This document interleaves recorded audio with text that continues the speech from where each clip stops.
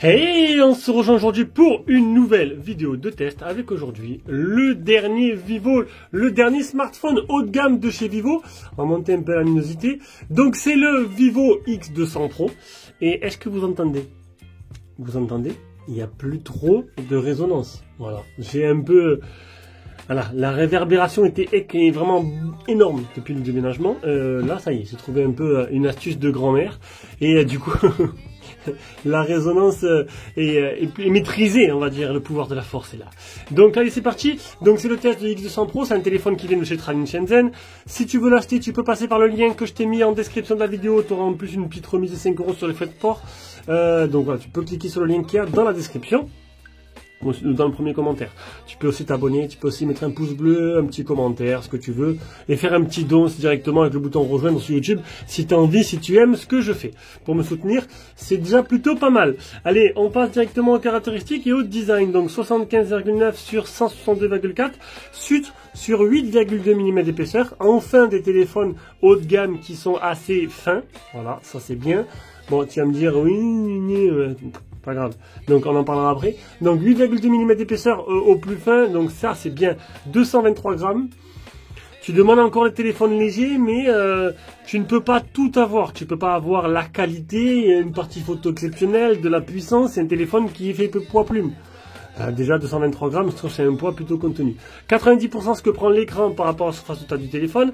Et on a, vous avez pu voir, on a enfin Vivo qui a modifié leur design. Entre les iQOO et les Vivo, ces 3 dernières années, c'était un design similaire avec des côtés incurvés et une épaisseur assez épaisse. Là, ça y est, c'est terminé. Là, face avant, on dirait que tu as un Xiaomi 14 Pro. C'est exactement le même design avec les 4 côtés incurvés, un écran qui est un peu plat avec des côtés quand même légèrement incurvés sur le côté. Donc voilà, pour ceux qui n'aiment pas les écrans incurvés, là c'est un mix des deux. C'est un petit peu incurvé mais plutôt plat par rapport à ce qui se faisait avant et c'est plutôt joli.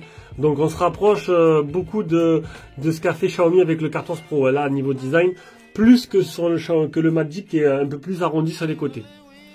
On continue. Donc niveau certification, il est IP68, IP69K. Du coup, tu peux aller dans l'eau sans problème avec, il n'y aura pas de souci.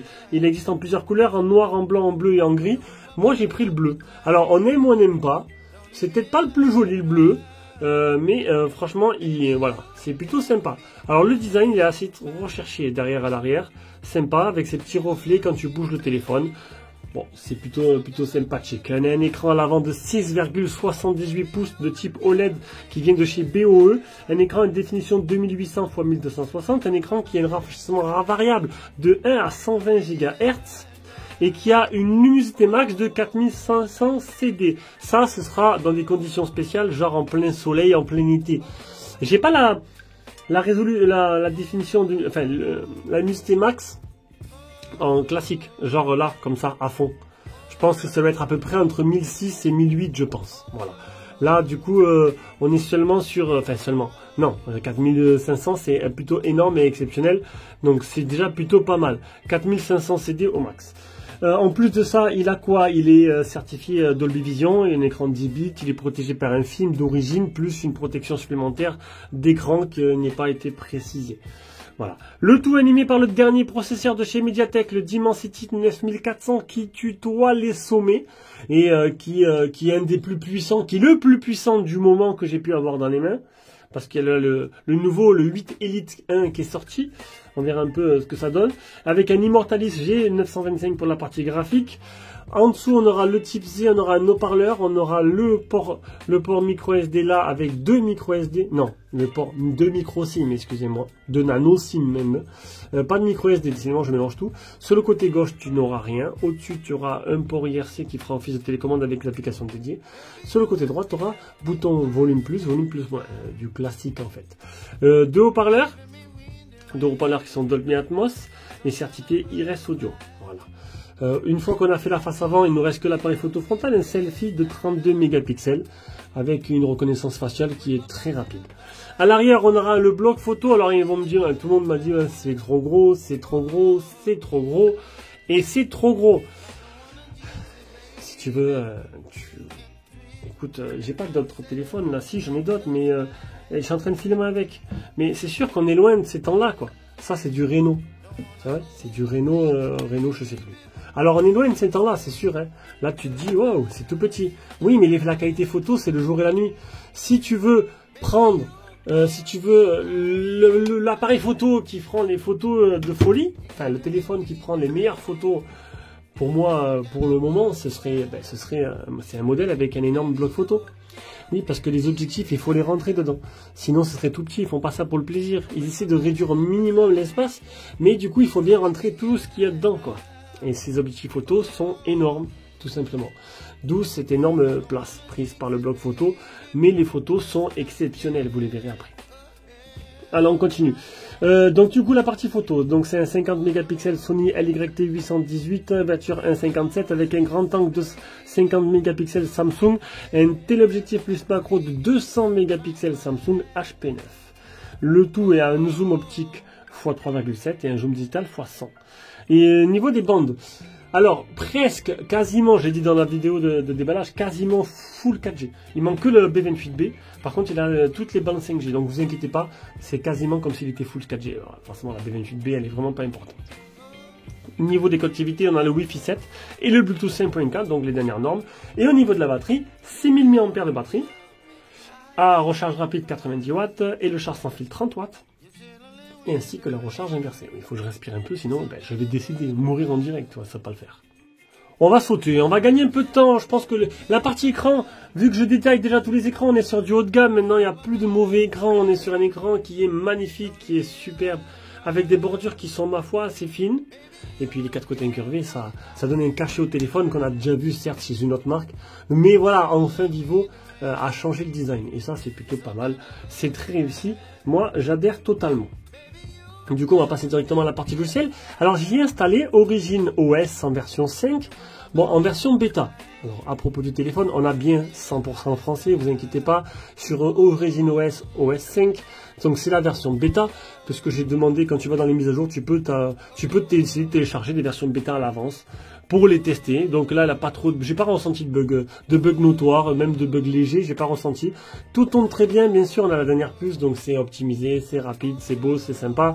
Maintenant, Origin OS, on aime ou on n'aime pas. Je le répète, mais quand c'est sorti, c'était waouh, trop bien. Et c'est vrai que maintenant, ça a un petit wagon de retard, je trouvais, comparé à Honor ou à Xiaomi.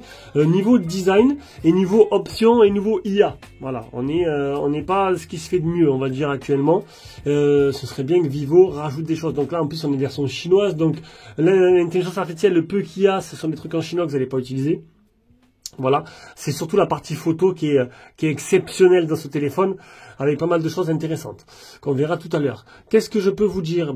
Que ça tourne très bien. On a des petites tuiles avec des trucs animés. Donc là, j'ai juste mis l'agenda. J'ai rajouté juste ici, hop, donc là, ça c'est l'agenda d'origine. Donc des petits trucs intéressants, il n'y en a pas. Bon, j'ai pas trop utilisé. Si, je vais vous montrer ça. Ça, c'est bien ça. Ça, j'aime bien. Ça permet d'avoir des petits raccourcis avec des animations et de changer en temps réel les fonds d'écran, d'accélérer le système, la taille d'affichage, couleur de base, les coins arrondis, les icônes et tout. Tout se fait avec ce petit menu-là. Et sinon, tu as aussi celui-là. Celui-là, c'est un menu avec des raccourcis. Vous avez vu, il y a 4 côtés. Vous mettez 4 raccourcis et vous en avez un autre ici qui vous permet de rajouter une petite carte pour avoir des raccourcis vers l'appareil photo. Voilà. Tu choisis ce que tu veux mettre à chaque fois, sur chaque côté, côté gauche, côté droit. Ça, c'est plutôt bien. Ça, j'aime bien. Hop, allez, on arrête, on sort de ça. Et on va se concentrer. Je crois qu'il y a InManager. Non, c'est pas ça que je voulais vous montrer. Il y a un dernier truc avec un cube. Je sais pas où je l'ai foutu. Hop. J'ai dû le supprimer sans faire exprès. Bon, c'est à peu près pareil. C'est le même système que ça, sauf que ça permet de passer de 60 à 120 ou en mode automatique. Je sais plus où je l'ai mis. Il est quelque part là-dedans, ou par hasard, malencontreusement, j'ai dû le supprimer tout simplement. Voilà, c'est plutôt ça la raison. C'est pas grave. Donc on va passer directement aux options de la ROM. On commence par l'Antutu 2 607 000, donc voilà, c'est le plus puissant du moment. Le test de chauffe qui arrive à son terme, ça c'est plutôt bien, car à 25 degrés à peu près. Le PC Mark 16087, le Geekbench, le deuxième Geekbench. Il est certifié L1 Torabie Netflix au maximum de sa résolution. Donc là, je vais vous montrer que j'ai mis la mise à jour bêta d'origine OS version 5. Contrôle, donc ça dépend si vous voulez avoir les notifications avec le panneau de contrôle en même temps quand tu descends, avec le bouton, avec le doigt. Navigation système, geste classique, geste ou touche de navigation, fractionnement de l'écran, petit mode petite fenêtre, barre latérale intelligente, super glisser déposer, le super portefeuille, donc ça c'est ce que je vous montrais tout à l'heure quand tu glisses sur le coin, le super capture, le double tap pour activer et pour désactiver. Alors là tu as pu voir ici, voilà, ils ont fait comme au nord, certaines applications se mettent voilà, le Dynamic Island que Apple a inventé, on va dire, qui vient sur les Vivo. Voilà, donc là c'est avec Spotify. Les appels intelligents, dont tu le mets à l'oreille, ça décroche, tu tournes le téléphone, ça met en silencieux, les mouvements intelligents. Quand tu prends le téléphone, ça vibre. Ah, c'est plutôt sympa. Tu prends le téléphone qui est posé en veille, paf, il y a une vibration qui te dit que tu as raté de notification. L'action rapide, c'est apparaît avec le bouton, quand l'écran est éteint avec le bouton volume bas. Le touche facile, c'est un petit rond où tu associes des actions. Donc, une fois, deux fois, trois fois, longuement, maintenez, appuyez, maintenez, glisser. Donc, à chaque fois, tu peux mettre une action différente, une application à ouvrir. Le mode une main. L'adaptation pour les personnes âgées, le mode simple, donc c'est une ROM plutôt complète quand même. L'illustration de la voix, retouche de visage pour appel vidéo, notification flash, le mode poche, une suite personnalisation, luminosité personnalisée. Alors ça c'est nouveau. Donc tu cliques sur luminosité personnalisée et en fait il faut que ce soit bien éclairé. Tu vas faire un test un test des yeux en fait, tout simplement par rapport à ta vue, et ça va adapter la luminosité à ta vue, à ce que le contraste et la lumière. Ça c'est plutôt bien. C'est plutôt bien parce que chaque personne a ses propres problèmes de vue. Genre moi, j'ai des lunettes, voilà, et puis bon, que pour les écrans, c'est lunettes de repos on va dire. La protection des yeux, donc luminosité anti-fatigue, mode confort du sommeil, PWM complète, les couleurs de l'écran. Résolution de l'écran, HD, UHD ou adaptation intelligente, le test a été fait en mode HD. Fréquence d'image, fréquence de l'écran, donc 120, 60 ou mode auto, donc moi je vais laisser mode auto, optimisation visuelle, la zone origine c'est ce que je vous ai montré tout à l'heure, voilà, donc là pour l'instant je l'ai vu que sur le lecteur de musique, les appels Wi-Fi. Alors, je vais regarder parce que des fois il y a mon numéro qui apparaît. Les appels Wi-Fi, activer d'abord la 5G. Voilà, les appels Wi-Fi. Et j'ai terminé. Non, le GPS test qui est parfait, 1 mètre de marge, 80 satellites fixés et 58 fixés sur 80 plutôt. Et l'autonomie. Donc une batterie de 6000 mAh, ça donne des résultats plutôt exceptionnels. Sur une journée type, 13h36. J'ai utilisé 30% avec 2h25 d'écran allumé et 6 minutes d'appel. Vous imaginez? Logiquement, c'est un téléphone qui devrait me faire 3 jours. C'est assez rare, d'habitude je suis à 50% sur tous les modèles de l'année dernière. Là, 30% seulement utilisé, c'est vraiment exceptionnel. La partie photo, qui est le gros point fort des Vivo. Alors les modes, tu as un mode instantané. Mode paysage, alors mode paysage maintenant c'est le mode nuit, c'est pareil. Mode portrait. Mode photo. Mode vidéo. Tu peux activer le Dolby Vision. Hop, donc moi ça sert à rien parce que dans la vidéo je peux pas le faire apparaître, l'anti-tremblement. Tu peux filmer jusqu'en 8K 30 fps, on va remettre là. Portrait vidéo, mode plus, donc haute définition, panorama, document HD accéléré, scène ralenti, pro scanner nuit et super lune. En plus, tac, tu cliques ici et là tu passes en mode professionnel pour ceux qui sont pros de la photographie.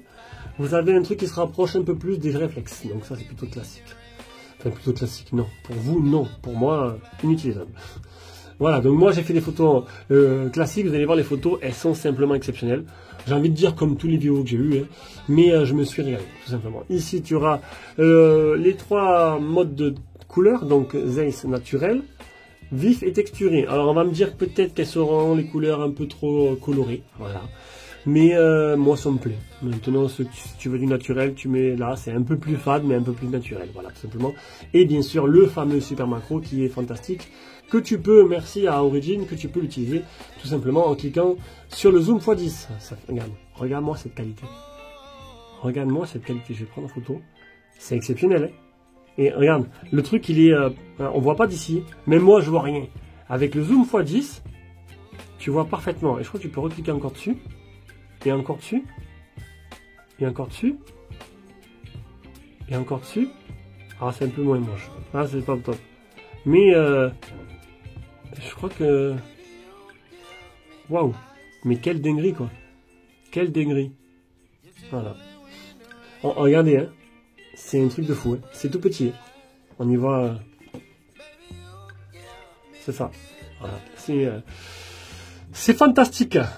Allez, maintenant je vous mets toutes les photos et vidéos, plus toutes les photos en taille réelle dans un lien Google Drive que vous aurez dans la description de cette vidéo pour les voir en taille réelle.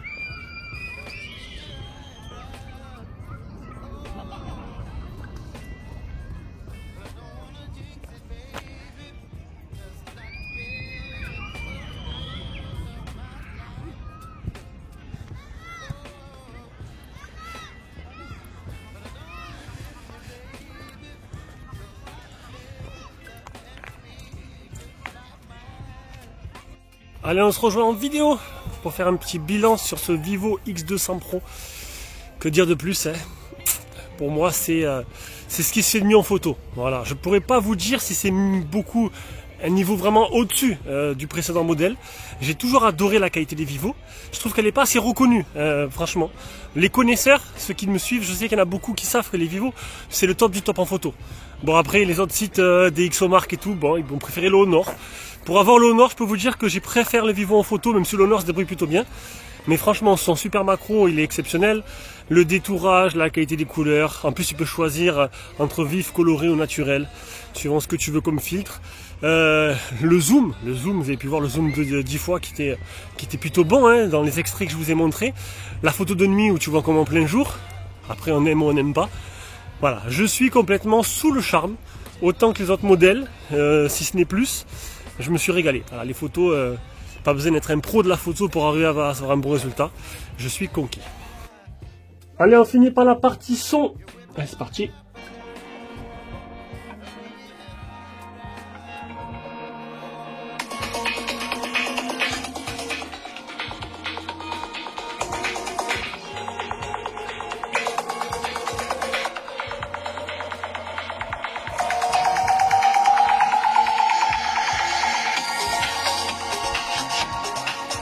Alors sur le son, le deuxième haut-parleur en fait il se trouve juste là. Et du coup tu as pu voir que c'était vraiment inégal quoi. Le son va pas être très bon d'en haut et très étouffé. Voilà, bon. Après c'est pas une chaîne film mais bon. Allez, on arrive à la conclusion de ce test. Vous l'aurez compris, nouveau design. Du coup... bon, c'est un téléphone, voilà, c'est classique. Là, je vais tester lui, je vais tester le Oppo, je vais tester tous les nouveaux qui vont sortir. Il n'y aura pas énormément. La seule façon dont il se démarque ce téléphone, c'est sur la partie photo qui est fantastique. Vous l'avez pu le voir, c'est une folie pure. Et si vraiment il n'est pas dans les 3 premiers des meilleurs photophones de la nouvelle année, hein, je ne comprendrai pas. Allez, bisous, ciao, ciao.